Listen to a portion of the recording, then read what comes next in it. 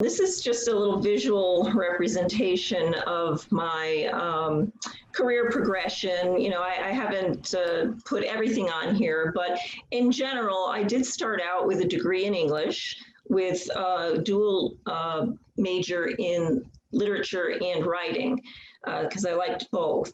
So I got my dream job when I got out of college. Within a couple of weeks, I was working at a magazine, and that's what I wanted. I wanted to be in publishing. So I worked for a cooking magazine, and it was a national magazine. And I started in the editorial department there. And that's what I wanted to do. It was great. I'd had a little bit of experience with writing and working in public relations at Fairfield University, where I went to undergrad. So I did some magazine editing, a lot of proofreading, a lot of indexing, organizing, and a lot of using word processing computers and such. So I started in the publishing field, and that's not unusual for a person with an English degree. But after some time, the magazine kind of changed direction, and I actually got laid off from my first job, which was kind of devastating. But I quickly turned around and got a job temping, and then I worked for a vocational school. Did a lot of direct mail brochures, writing newsletters, doing some research, legal research. And then I transitioned into a field that I never thought I would be in, and that was the biotechnology and pharmaceutical industry, doing market research reports. I mean, it was something really I was not, intending to do or didn't think I was prepared for. But because I'd done a lot of research and I was good at writing and proofreading, I was able to help put out these research reports. We published research reports and held conferences and such. So I got involved with organizing and doing a lot of business travel and that sort of thing. But it was a very small company.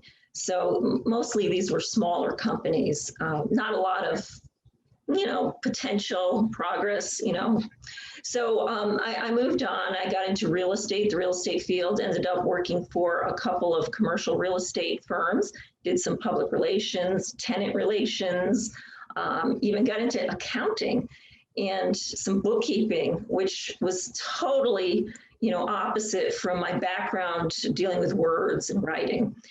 So I decided that I'd like to perhaps continue my education. So I got a job with a company that was a global company, and they wanted somebody who was a good writer, but it was in human resources. And that was not also something that I had ever thought of doing. I didn't really know much about it, but they thought that they needed a person with good communication skills. And so I took this job, and one of the reasons also was because they had a tuition reimbursement program. So I was able to go to graduate school for free, basically. The company paid for it. It took me a while, but I worked for that company for 11 years. It was Louis Dreyfus Corporation. It was a global commodity trading company, but they also had a commercial real estate division and a shipping division, and they were very diversified. So I did all kinds of employee communications, writing up policies, employee job ads, postings. I did a lot of training, stand-up training for employees, did a lot of traveling around the country. And, I basically did everything in the human resources department that I could possibly do there. And I was there for almost 11 years. So my communications background really came in handy there. But I also got really interested in learning about business. So, I completed my MBA. I continued to work for the company for a while. I hired a lot of accountants and different financial people. So I got to know that kind of a field quite a bit. But then again, wanting to continually keep on developing, I decided to move on to a bigger company, even though that one was a global company.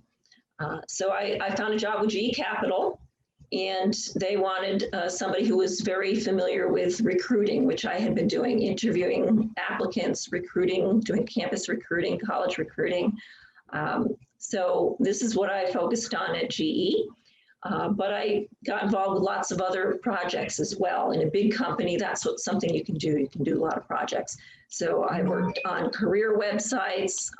I worked doing training and developing different systems of application systems, career systems within the company and across divisions globally as well. I did a lot of traveling. I did some international travel. And I worked there for over 10 years as well. But then GE kind of dismantled, and I decided, what am I going to do with my life now? One of the things I always liked doing was dealing with students in college and dealing with training and helping people learn. So I moved into the academic arena, and here I am at Southern. This will be my 4th year, and dealing with curriculum development, classroom instruction, lesson plan development. And these are all things that use good communication skills. So anyway, I want to stop there and ask if there's any questions. And, before I go on, I have a couple other things I can share, but my tips for resume writing are to quantify your experience if you can at all. This means put in numbers, metrics, track your accomplishments. These stand out. If you can say that you increased sales by 20% in a quarter, or if you, reduced problems by 50% or something like that, try and think in terms of metrics and how you can quantify your experience, or at least just track your results, see what you accomplished, make sure that you take credit for what you do. And if you're writing your resume and you have experience at a small company, explain a little bit about what type of business that is, because most people won't know it. They won't be familiar with it unless they're very local. So, you kind of at least want to put it in perspective, what kind of business you worked in and what kind of role you had there, if you have had that kind of experience. And if at all possible, include the skills that are relevant to the position. So if it's a finance or accounting job, put some analytical skills in there. It may not be that you have experience with it, but if you've gained those skills through your academic career, you can still take credit for that and include it on your resume. Say that you have good research or analysis skills, for instance. And it varies depending on what your career path is going to be. If you're going to go into business, that's one thing, but if you're going to go into education, you'd have to adjust it somewhat. Obviously proofread everything, spell everything correctly. I can't tell you how many times I've seen resumes where the person has spelled their own name wrong, or the university they went to wrong, or the name of the company that they worked for. So obviously have somebody else check your resume. And before you graduate, if you can manage it with your schedule, get involved in some sort of extracurricular or volunteer activities, show some leadership skills, show that you tried to organize something or coordinate something. All of these are excellent skills that employers look for. And on a technical side, avoid highly formatted resumes that have lots of columns and blocks and fancy graphics and fonts and things like this, because most companies these days are getting their resumes online from applicants, and they need to be able to parse the data out of the resumes and scan them into databases. So unless you're going into a really creative field like graphic design or something like that, just keep your resume as kind of simple as possible.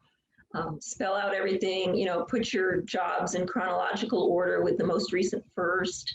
Just use some brief statements, use action verbs, limit your I statements, don't have excess pages.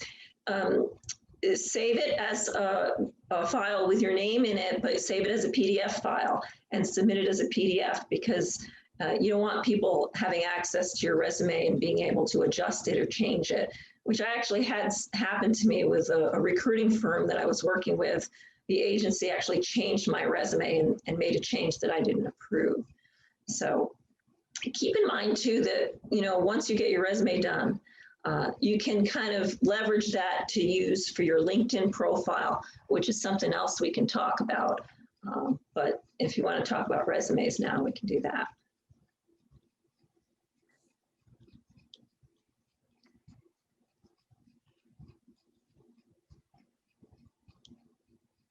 I have a question, a follow-up question about this, and it's related to something Bob has said or Bob and I have talked about. The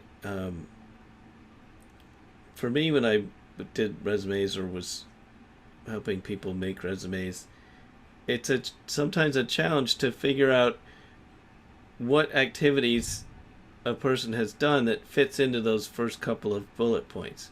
So if you haven't, you know, if you haven't worked at several places or any place, and you're coming from entirely from school, one of the challenges to imagine, what is it that you've done that you list, right?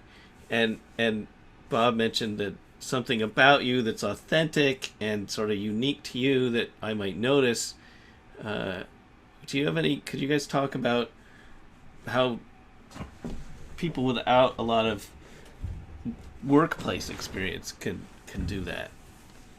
Yeah, that is difficult. So coming out, with schooling, I mean, it's absolutely what Mary says about the volunteering for different activities or any internships and that type of thing you might have. But the other thing too is don't sell yourself short on all the papers and work and classes that you've done. You may have written a paper. I wrote an extensive paper on something, whatever that may be, which may pick up somebody's interest. Obviously, the easiest thing is that you graduated from Southern Connecticut University and majored in English. Well, yeah, but what particularly in that English degree did you take an advanced class or anything? Did you work with a professor on a project, that type of thing? So that you can get somebody's interest in. And obviously any sort of, it's fine when you're for everybody. Listen, everybody starts someplace. I mean, that's one of the things, is everybody's new at some point in their life. So, the fact that you've worked part-time someplace, and what you maybe enjoyed about that, or what the accomplishments you did, that's fine. It's okay. Everybody's done that at one point in their life. And it's perfectly acceptable. And people relate to that. Oh yeah, I did that when I was young too. That's what goes on. One of the things I will stress, what Mary talked about, in terms of resumes, and I've seen many misspellings as well in my life, but is to quantify as much as you can, because that's so important, because people can pick up on that and say, oh, well, you say, I improved this by 10%, 20%, whatever that may be, some type of thing. That is really important if you can do it. Yeah, even if it's a job like waitressing or waitering or something like that, just say, I serve 500 customers a day. It just shows that you can work in a fast-paced environment, something like that. Spell it out for them, make it clear that what you've been able to do. And, I think a lot of people who are hiring understand that recent college grads or current students don't have a lot of experience, so they don't expect a whole lot on your resume. But that makes it all the more important for your resume to be accurate and clear and mistake-free, because that's all they have to go on. And that may, toss you into the pile where they're not interested if they see a mistake. They don't have much to go on. So all things equal, you want your resume to at least be, as good as the next guy or girl. But early on, resume is probably not as important, because you might just be filling out a job application. But as soon as you start getting some experience, even at these part-time jobs, start really quantifying it, making it clear what you accomplished, what your responsibilities were, how much responsibility you had. Even if you were babysitting, you had responsibility for the safety of a child. Make sure that's clear. As you move on in your career, your resumes get a little more complex, and you can add more to it. But that's starting out. don't have a lot to go on, but that's okay. To make the best of what you do have. And how to present yourself online. Okay. First of all, you want your online profile, whether it's LinkedIn or Career Builder, ZipRecruiter, or wherever, you want your profile to really help your candidacy. That means it has to be complete, accurate, clear, okay? You want to make sure that it's a really good one, a good representation of yourself. You want to have your contact information there. And you want to share a little bit about what it is you want to do or are interested in doing. So it should be forward-looking, not just what you've done in the past, especially if you don't have a lot of experience. So you want to show that what you're willing to do, what kinds of jobs or careers you're interested in, and fill out all of the fields. Okay, they have tagline fields, interests where you can check off different things you're interested in. But you want to use these really compelling action statements that you should also have in your resume. You can pull it from there. You want to, in LinkedIn, for instance, connect to influencers, companies, groups that are related to the career that you're interested in. You want it to be error-free, obviously, no typos. And really, when I look at a LinkedIn profile or any other online profile, when I'm searching for a candidate, I think, would I ask this person to interview with me? Is it compelling enough that I think I want to get to know them better? Should I ask them for an interview? And of course, you want to make sure your privacy settings are set so that recruiters from companies that you're not connected to can find you and can contact you. Okay, so those are just a few things. And, I would say start to network. You can kind of connect to people that you know or who are maybe alumni of Southern, so that you can start networking, because that's a big thing. I mean, the number one way people get jobs is through networking, I think. So my LinkedIn profile is listed there. You can certainly connect to me or any of us, I'm sure.